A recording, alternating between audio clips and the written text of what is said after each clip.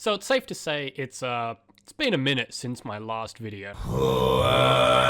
But since NASCAR announced its return to an international points paying race, with the race in Mexico, you know, I thought, what a better time to make a return. And so I did some research, and more research, and more searching. I actually found out it's been a hot minute since the Cup Series has raced internationally. Now, of course, NASCAR in the United States of God's country has 3 top flight series that they promote. The Truck Series, the Xfinity Series, and its pride and joy, the NASCAR Cup Series. Now, although, yes, the lower series have raced in places such as the Circuit Gilles Villeneuve and the Canadian Tire Motorsport Park in, well, Canada, but today I wanted to focus directly on the Top Flight Cup Series. Just quickly, while doing research for this video, I discovered the NASCAR Mexico Series, and I just want to say, how gigantic are these number stickers on the front window? Like, how the fuck are you meant to see, like, through the window? A huge big Newton sticker on his windshield. I think NASCAR black tagging for that. He sold the win. Anyways, NASCAR 1952, Stamford Park in Canada. The circuit, which opened in 1923, this old beauty of a track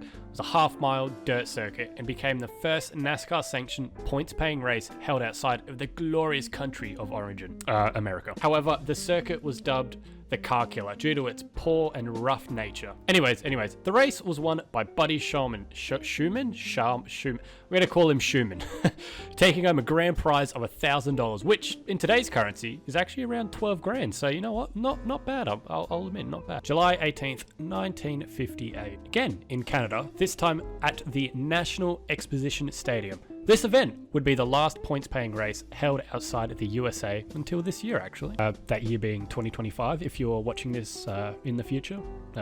Hello. This paved short track would only have 16 complete the race, while only 4 drivers would actually complete the full 100 laps. And this event would see Lee Petty, father of the King, Richard Petty, take out the win. 1988, Calder Park Raceway. Ah yes, now my favorite part of the video. And by the way, if you haven't seen the video I did on Calder Park Raceway a year or so ago, you might want to check it out. So this was the first NASCAR event ever to be held in Australia and served as an exhibition race for the venue, as this was the first purpose-built NASCAR-style oval outside of North America at the time. And it kickstarted what was to be OzCar, which was essentially the Australian version of America's NASCAR. Might do a future video on that one, actually. Track itself was actually designed off the Charlotte Motor Speedway, which was a 1.1 mile or 1.8 kilometer high-banked oval track. The race itself had likes of Aussie legends Dick Johnson, Alan Grice, and Gentleman Jim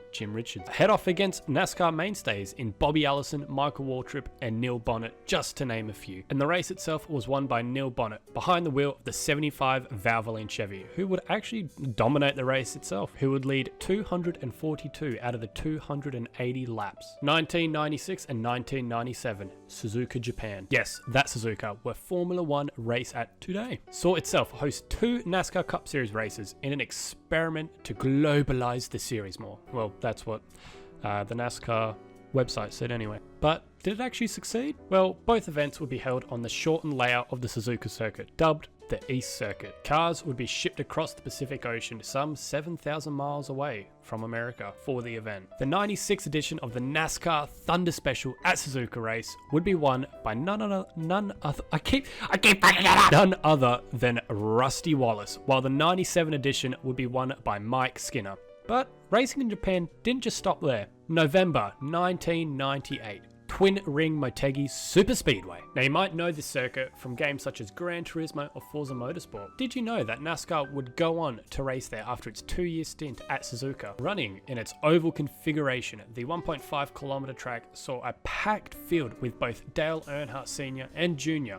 alongside the likes such as Jeff Gordon, Rusty Wallace, Ricky Rudd, and Jeremy Mayfield competing. Its winner, again Mike Skinner, driving the 31 Chevrolet for RCR, leading 94 out of the 201 laps. So, after 3 years of racing around Japan, well, what happened to the category racing in the country? Well, with Japan literally being on the other side of the world, freight costs were massive, along with the failure to capture the Japanese audience, which would lead to the Cup Series just not returning. Although, yes, lower championships such as the Arca Menard Series would race there a year later, but the Cup Series has not returned since, well, 1998. And now we get to present day, where NASCAR would once again return to the international spotlight with the NASCAR Cup Series. Heading down to Mexico for the Viva Mexico is that racist? Oh god. For the Viva Mexico 250, held at the Autodromo Hermanos Rodriguez, which was won by the road course, the rugby kicking wizard,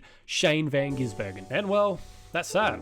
Will we see the NASCAR Cup Series expand further across the globe in the coming years? Well, honestly, I do hope so. And maybe one day they'll come back to Australia, but, well, one can dream at least, I guess.